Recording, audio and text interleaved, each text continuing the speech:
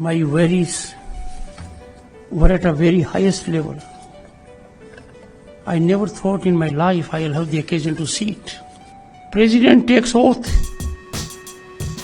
to preserve, protect and defend the Constitution. This oath is taken only by President and her appointees, the governors. Everyone, the Prime Minister, the Vice President, the ministers, the parliamentarians, the judges, they take oath to abide by the Constitution.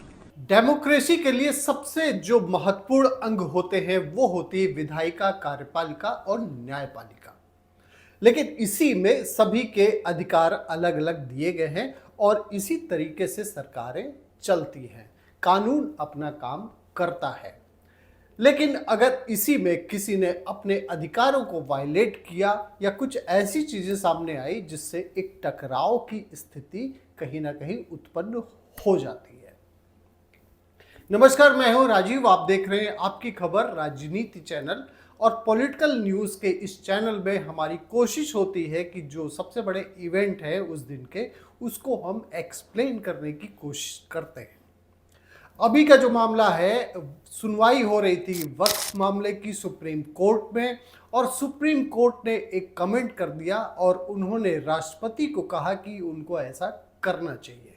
उसके बाद में बारी थी संसद की और उपराष्ट्रपति जगदीप धनखड़ ने इस पर जमकर सवाल उठाया। तो आइए सबसे पहले हम ये जान लेते हैं कि आखिर में उपराष्ट्रपति जगदीप धनखड़ ने कहा क्या है। उपराष्ट्रपति ने ये कहा कि भारत ने ऐसे लोकतंत्र की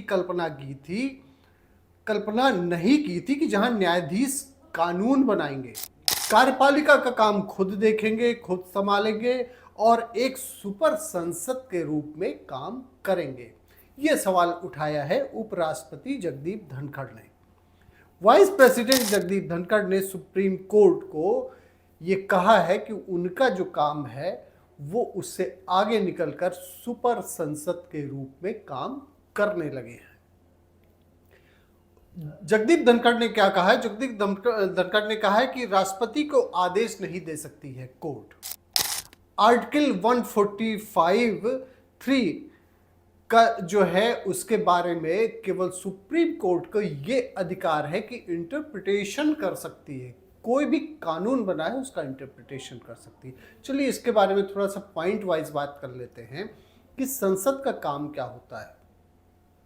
जो पार्लियामेंट होती है, पार्लियामेंट का काम होता है कानून बनाना। जितने भी आपके चुने हुए प्रतिनिधि जाते हैं, सांसद बनते हैं, वो संसद में बैठते हैं, पार्लियामेंट में बैठते हैं और कोई भी कानून बनाने से पहले लोकसभा, राज्यसभा और प्रेसिडेंट की फाइनल मुहर लगती, तब वो कानून बनता है।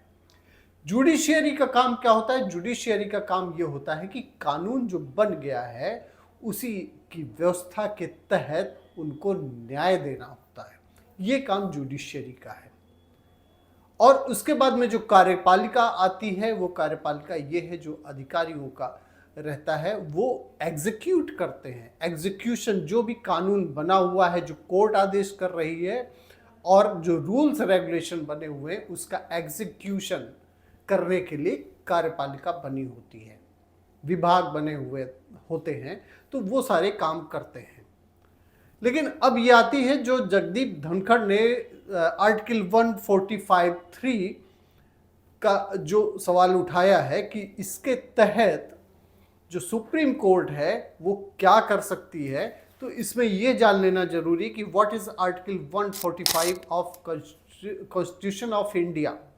तो देखिए, पार्लियामेंट में कोई भी कानून जब बनाया जाता है तो प्रेसिडेंट ऑफ इंडिया की मुहर लगती है, उसी के बाद में कानून बनता है। अब सुप्रीम कोर्ट क्या कर सकता है? सुप्रीम कोर्ट को रिव्यू करने का उसमें केवल उनके सीमित अधिकार हैं। वो अधिकार ये हैं कि किसी भी कानून के रूल्स, रेगुलेशन और प्रोसीजर बनाने के लिए सुप्रीम कोर्ट उस पर सुनवाई कर सकता है, कोई अपना निर्णय दे सकता है, लेकिन उसमें भी प्रेसिडेंट ऑफ इंडिया की परमिशन उनको लेनी होगी। ये काम होता है उनका। अब जो सवाल ये आया है कि 142 जो इंडियन कॉन्स्टिट्यूशन है आर्टिकल 142 इसके तहत ही काम किए जा रहे हैं। सुप्रीम कोर्ट सवाल उठाता है, पार्लियामेंट के ऊपर उठाता है, तो उसमें क्या होता है कि आर्टिकल 142 कॉन्स्टिट्यूशन ऑफ इंडिया का ये है क्या।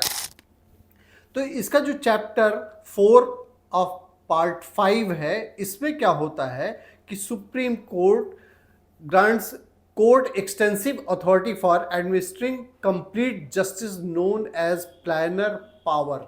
ये बहुत ही बड़ी पावर सुप्रीम कोर्ट के पास में है कि जो किसी भी कानून के बारे में वो व्याख्या कर सकता है। और आपने ये देखा होगा कि राम मंदिर जैसे मामलों पर भी सुप्रीम कोर्ट ने इसी आर्टिकल के तहत सुनवाई की थी।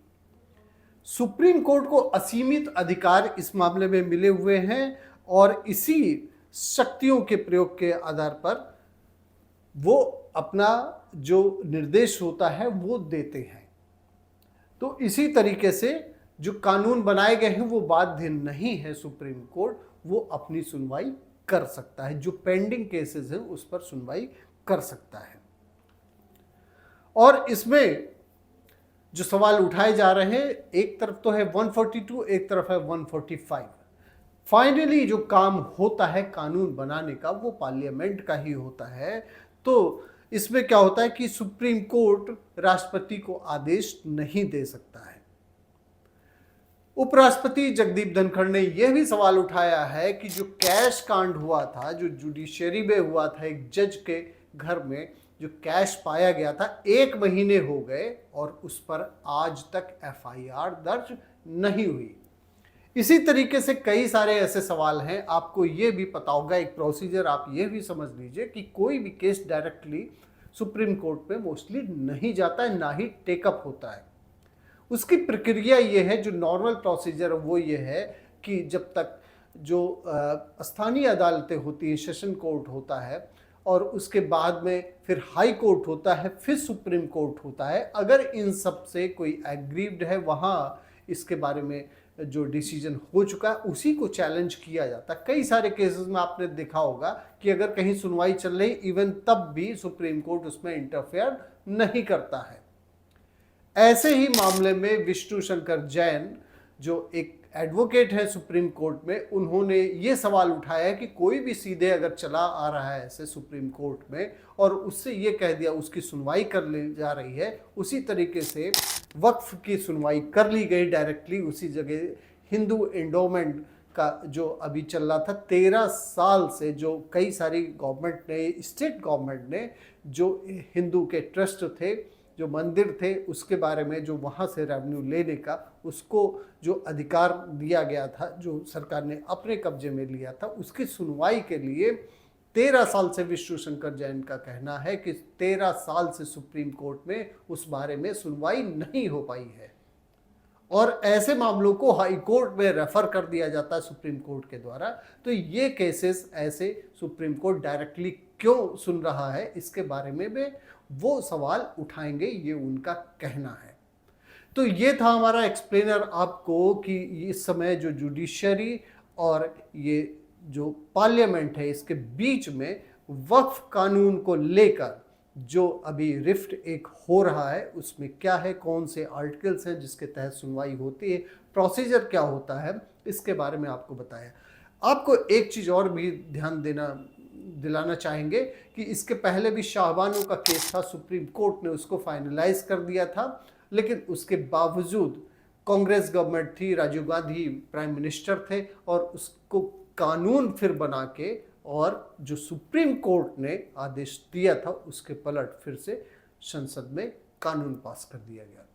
तो ये है जो जुडिशरी का अपना काम है और इनका पार्लियामेंट का अपना अलग काम है। लेकिन अगर इसी बीच में कोई अपने अधिकारों को वायलेट करता है या उससे आगे जाता है तो कहीं ना कहीं टकराव की स्थिति उत्पन्न हो सकती है और इंडिया जो सबसे मजबूत डेमोक्रेसी मानी जाती है वहाँ के लिए ये चिंता का विषय हो सकता है। बहुत बहुत धन्यवाद आपका, आपकी खबर राजनीति चैनल देखने के लिए। इसी तरीके से हम आपके पास में और भी जो इवेंट्स होंगे उसका एक्सप्लेनर लेकर आते रहेंगे। Thank you.